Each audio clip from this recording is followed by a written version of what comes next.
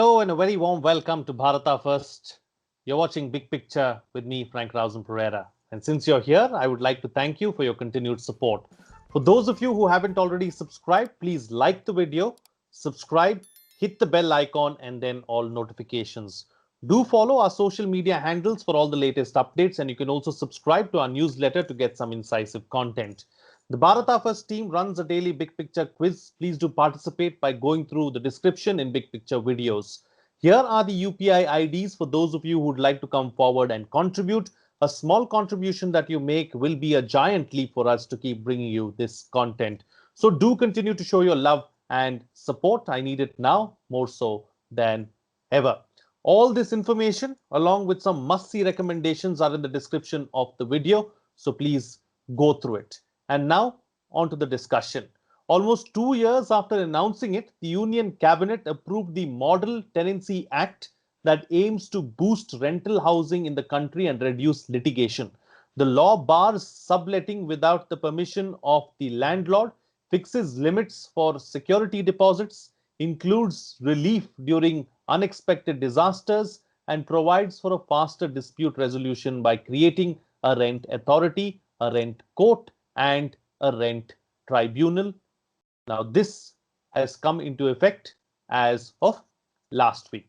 Such cases won't come under the jurisdiction of civil courts. Most of the provisions of the new law are in line with draft released earlier for discussion.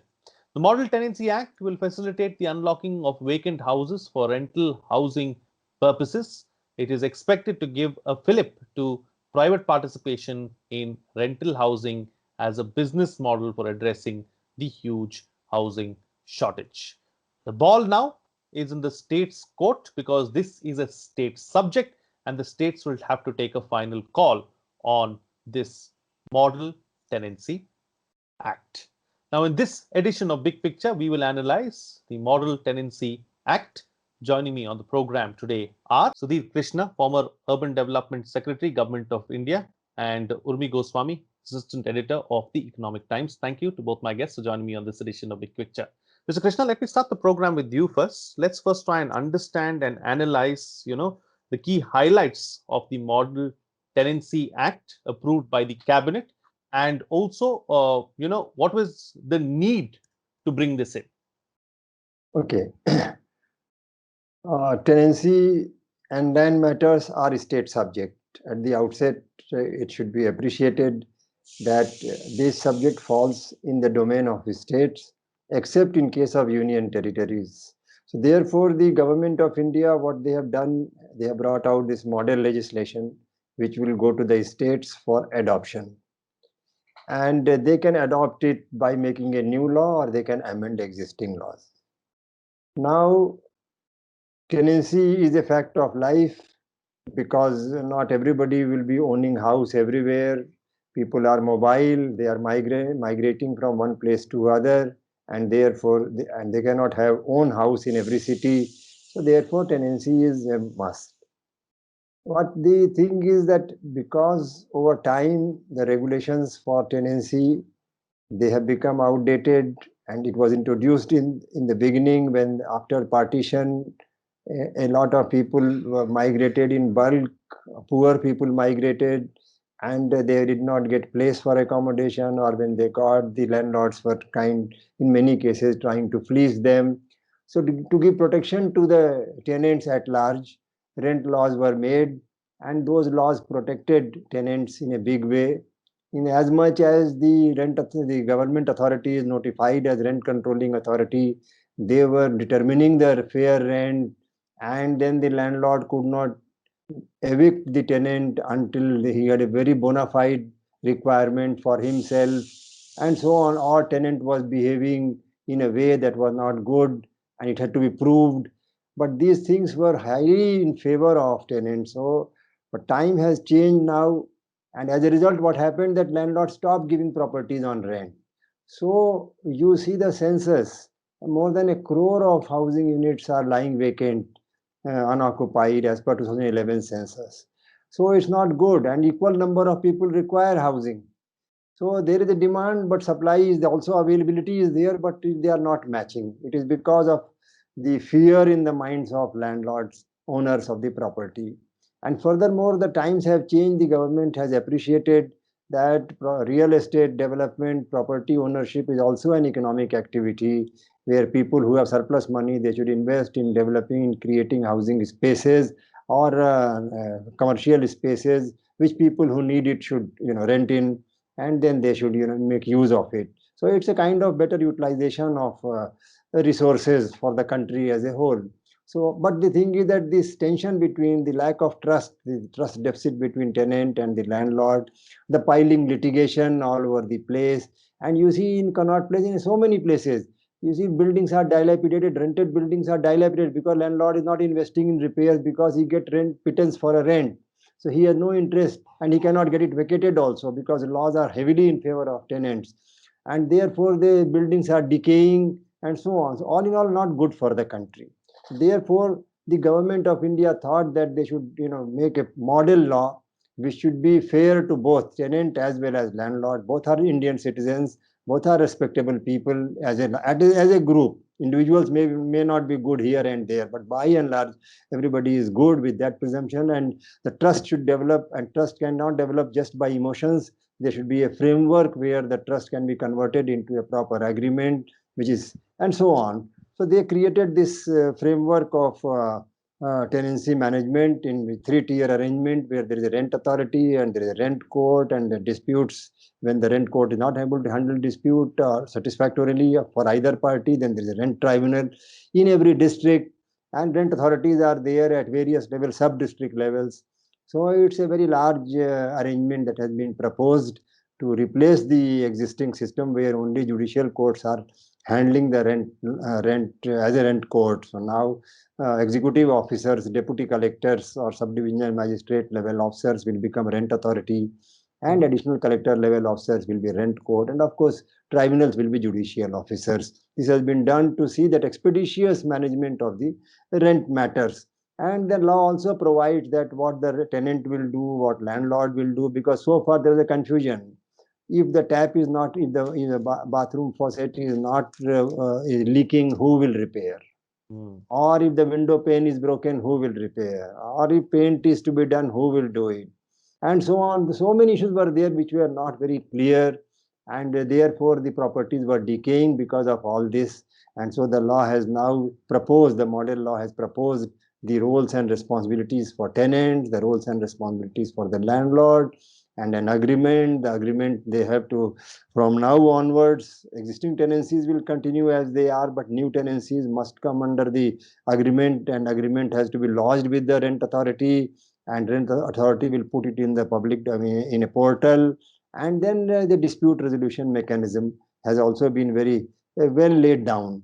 So all that has been, this will help in making the whole relationship between the landlord and tenant more scientific, more logical, and more, I would say, transparent, and that should help both parties in managing their respective positions, and also mutual relationship well, which should be good for society as a whole, and as well as for the individuals at the same time. Absolutely, absolutely. Very beautifully laid out for us, Mr. Krishna. Let me take some of the points that you're making forward. I'll come back to this issue of, the tribunal and rent authority and rent court. We'll discuss that as well. But before that, Urmi, let me come to you now, and let's talk about this other issue of, fulfilling India's rental housing potential. Do you see that happening now going forward? Because the states will have to adopt this. Like Mr. Right. Krishna has already pointed out, it's a state subject. Yeah. So basically, what the center has done is laid out a broad a model, which, as Mr. Krishna said, the states will either have adopt or make amendments. I suppose there's option C also, where the state says, "I'll not do it." Uh, so. Uh, as both of you rightly pointed out, it's up to the states.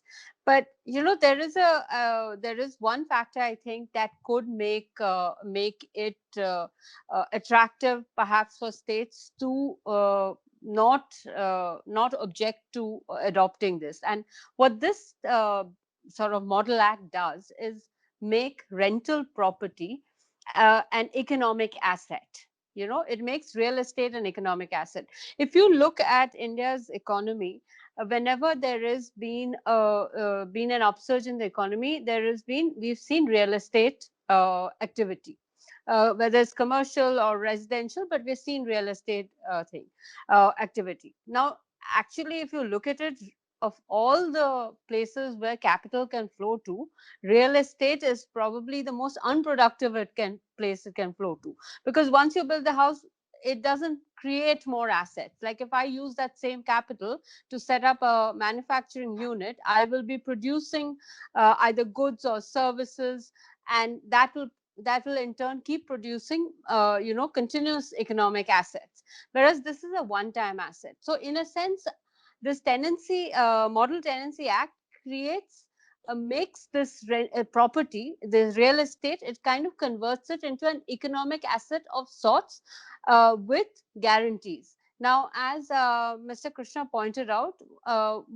more than in 2011 census told us that 1 crore rental properties were tied up, left vacant, not being used. So what this will do is it is the key to a lock.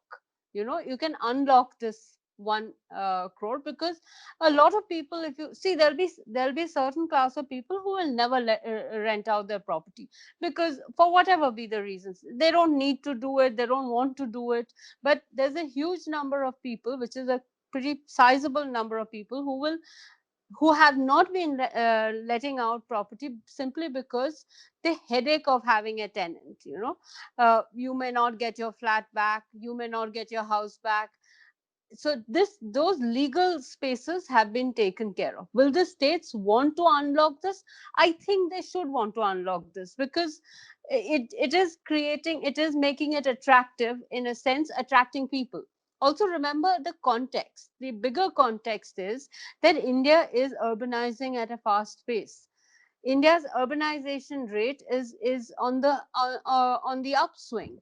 So more people are going to be coming to urban areas, which basically means you will need more places for people to live in, and that means that again real estate becomes a viable sort of investment, because you can see a use to it, you can see an earning potential to it. So in a sense, I see, unless some state is particularly being hard nosed and say no, we won't do it because this is a model law that's come from the center. I mean, unless they want to be really sort of hard nosed and dogmatic about it, I don't see a reason why states should not want to do it, especially states like Delhi, Maharashtra, Karnataka, states which are already attracting a huge number of people from other parts of the country. Absolutely, absolutely. Mr. Krishna, taking this point forward and building on this particular point that Urmi has just made, the real estate sector was anyways going through a bad phase, especially after demonetization. The pandemic has caused a double whammy, really, as far as the real estate sector is concerned. Is this a much needed boost? Well, the real estate development is fundamental to growth of the country in some sense. And because you have to have economic activity housed in some place, you need to have building. After all, commercial activities or anything, of course, now work from home is a new dimension to the whole thing. That is another matter, but that is only a fraction. Still, people will require to have some place to start their business or any activity, economic activity. And everybody will not be and should not be expected to own property for starting even a shop or any commercial activity or even residential activity, as I said before. That so therefore it is a must. The making real estate a vibrant investment activity is absolutely necessary, particularly for our. In fact, all resources must be deployed. Idling of resources is not good any manner. Vacant land, not good. Vacant property, not good. Idling money kept in the bank for earning fixed deposit, not good. Everything must be put into economic activity cycle. Of course, banks put that money into economic activity, all right, but then it is not enough. There is a bigger story or issue to be tackled on the savings, high savings rate we have. People are not deploying their money, not spending enough, and trying to save. Many issues are there, but they'll leave that apart for the while. So the real estate development is a must, and this law has shown the way forward. And as Urmiji has hinted, some states may not like, because I mean there are human issues also which have to be tackled, because the state do feel, I mean do feel that center may take away the credit, if they do hard work of bringing a law, implementing it. But so these are the things which are human issues which can be resolved by, that is not a major problem. But the challenge is that one has to lead by, the government of India will have to lead by example. Now Delhi, for example, Delhi is, for the purpose of land matter, it is a union territory. This law comes squarely under the domain of the union government, and Delhi Rent Control Act is as old as 1958. They have made one amendment in 1988, which is of course, which is slightly given little lubrication to the whole rent framework, which was in a jam earlier. That lubrication is that they said that properties where rent is more than 3,500 per month will not be covered under the provisions of the act, in many ways. And but still, most properties in Delhi, Delhi is the capital, having a large, because a lot of people came during the partition time. They migrated to Delhi and rented in properties, and therefore they are paying rent less than 3,500, and thousands and thousands of properties are. So the government of India could not. In 1995, they made a new Rent Act, and it was never implemented. And finally, I suppose it has been repealed also. So immediately the government of India has to bring in the Rent Act, this model act, into the state of Delhi, and maybe this is the most important union territory in the country as far as it is defined as that. So that is one. And as I said, that states have to be brought as a participant, and there should be, these are the managerial issues for the government of India, how to sell the product in a way that the buyer also feels proud of having purchased something, and that is another management issue. And third issue is, which is very critical, that this law has to be, I personally don't feel very comfortable with some of the provisions of the law, and the management framework states have to develop. This law has, for example, it says that for the court fee, the fee for the various provisions will have to be under the Court Fee Act of 1870 and so on, and make the law simple.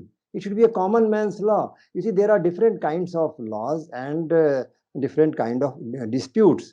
It is a normal day-to-day activity. You rent in, rent out, rent in. You get move out to some place. You rent in a property. After 1 year, 2 year, you vacate and go. It is not like buying a property, which goes to civil court. But here they should not bring in the arrangements for which are there. And number one, and number two, I will say that. The rent authorities have got so much work loaded onto them, which is very correct also in required. And for example, they have to receive the rent agreements. Now, imagine how many rent agreements will be signed in a year, in a month. Somebody will receive it. Receiving doesn't mean that you receive and put it in your Almirah. You have to then they support it on a portal, and that too in vernacular language of the state. Now the rent agreements are mostly in English, in all legal agreements. Now the state language may be this or that. UP has got 4 languages, I suppose, two: Urdu, Hindi, and Delhi has got Punjabi also, and so on and so forth. So they are Gurmukhi, and so this load is too much, and he has to hear disputes. There is another institution called estate manager or something, property manager is also involved in new who will look after the property. Now the complaint by landlord and tenant against the manager both go to rent authority. So there is a whole lot of work, and if the authorities are not properly in position, as we have seen in the case of RERA, it took so much time to. RERA is, of course, a macro level picture, because the development of limited projects are being developed.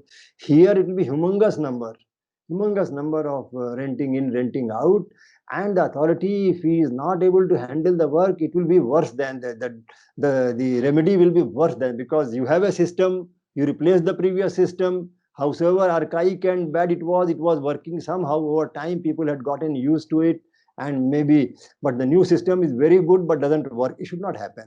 So a whole lot of system development will be required procedures will have to be there, officers will have to be trained, and so on. I mean, it is just not that model law has come, though good days are here. It's not like that. It is just a roadmap, that's all. And very concerted efforts, determined efforts are required on part of the states, as much on part of government of India. As much on part Absolutely. of government of India, procedures have to be defined, formats have to be prepared for this and that and that. And people have to be educated at large. And people have to be told. And the good thing about model law is it is a model law only. So states are not obliged to adopt it just like that. They can make amendments as they like. So I would like to caution the states to make people first. People, and the simplicity of complexity creates complication. Okay, more and more. And for example, why not have a system of ombudsman? Why to go for rent court? Why? Why can't have a resolution of dispute by making people sit together without lawyers? Ombudsman means no lawyers. Without lawyers, sit together, resolve the problem, and say that if you are not comfortable with the resolution, then you go to the court, no problem. Then you Sure. go to the court via the lawyer. But don't ab initio, it says it has to go to rent court. Okay, rent court with so much paraphernalia. The procedure is here and there linked to the judicial normal civil procedure here and there. Though often they say that the civil procedure code will not apply, but in many cases the procedure is giving that reflection. So therefore, I would say that this law is very good, but requires a close scrutiny with a vision. Close scrutiny with a vision as to people first. People first. Society first. Peace in society, a good relation in society, building trust at large. Now, people, the tenant and landlord do not trust each other at all, as in general. They don't trust in the very from Right. the day. And the trust deficit has led to the situation where in place like Bangalore, which is my cadre state, and the security deposit is as much as 6 to 10 months. It's unbelievable in world over. 6 to 10 month rent is a security deposit. Of course, the model law says that the rent security will be only up 2 months for residential and 6 months for commercial or non-residential property. So that is good. But the trust has to be developed. Otherwise, it will not be, it has challenges are there. That's how I will say that. A lot of close scrutiny by states with vision and thinking is required. In rush, let us not adopt, the state should not adopt the law in a rush. And because the rush will create more complications immediately. People, you adopt the law, there are no rent authorities. What to do now? The law is Absolutely. there. Law is there, no authorities. Where do you go to file your application and so on? Rent authority is there with no staff. Staff Correct. is there, no training, and so on. Or training is there, but paraphernalia is not there. Procedures are not. So many things are there. I'm not giving a pessimistic thing, but just cautioning that this wonderful framework has to be implemented with a lot of vision and involvement, commitment. Then it will give wonderful results. It's a very good law, a model law. Okay, absolutely. There are several challenges that need to be addressed. We'll see how the details and the nitty-gritties are worked out. That is for the states and the others really to come forward and do that. Let's hope that it happens for the better. All right, Urmi, let's talk about another aspect now. Will this put an end to the build to sell kind of model that the real estate sector is all about right now? Because all the schemes and everything that we see out there are encouraging people to buy a flat, buy your dream home, buy your dream flat. Those are the kind of ads that we see. Is this something that may change with this model act? Well, here's the thing. I mean, as I said earlier, real estate now has multiple sort of uses. One is tenancy, to give it out for rental, and the other is to own and use for yourself. So it's not as if it was not happening right now. It's just that it wasn't attractive enough. Now this comes out into the open, so it becomes another stream. So it's a bit of opening up of usage. People see that yes, it is possible to own properties, and not own it to use it, but own it out for rental. I mean, it isn't as if people weren't doing that already, but now you will have the comfort of a legal system. But as I have to agree with Mr. Krishna on this, and I mean, this is true not just of this model act, but it's true of virtually every piece of legislation that is ever introduced in this country. you know the proof of the pudding is in its eating. So it's how you implement it. But but it also reminds me of one thing that I think needs to be stressed. This model law was made. It's been 3 years in the sort of making, so to speak. It it has had there's been enough time when it has floated around. People have had a chance to, you know. Put in their views. States have had an opportunity. What I think it's time people, both public and states and agencies or organizations, so all stakeholders, start treating this period when a law is drafted and put out in public domain and to when it's adopted a little more seriously. As a matter of fact, the issues that Mr. Krishna raised, the need to have your authorities in place, states should have been already thinking about it. How, if this model law comes in, this model law is coming into existence, we are having these discussions. Okay, what are the changes I would like to make for my state? What are the organizations I need to have in place? We need manpower for that kind of planning. This is something that's true not just for this act, it's true virtually for every piece of legislation. It's almost like only when the cabinet approves it or it is legislated that people begin preparation, and that is where there we have this implementation issues and bad blood about a legislation comes into being. So, to come back to the question you asked, do you think that now we will go beyond, real estate companies will go beyond just promoting the idea of own your house or own your commercial sort of property, and you can go beyond owning and suggest even a stream for rental? Yes, but will there be takers? There'll only be takers when they have a comfort in the system, and we still have time, perhaps between, as the state, because the states have to come with the law. So when the states come with their own law, whether they adopt the model law or modify the law, or create a hybrid system which is part model law, part what they had, whatever best that they deem for themselves, they should set a date. They're going to say, okay, this will become effective X date, in perhaps consultation with the urban development ministry in Delhi, because obviously there will be consultations, and in that time, use that time to create the structures that will give comfort to everybody, the tenant, the future tenant, the future landlord, and companies, to see that this is also a stream for earning. Because for a real estate company, what you do with it is your business, whether you go and live in it or rent it. That's once they sell, their job is done. But for all Correct. you know, you will have a new stream where a real estate company starts acting like the big renter, you know so maybe that will be a new stream, but all of that happens in the from comfort that you draw from the legal system. And it is for governments, central, state, the implementing governments, to create those institutions that give users, all stakeholders, comfort. So I think that is Absolutely. the critical point.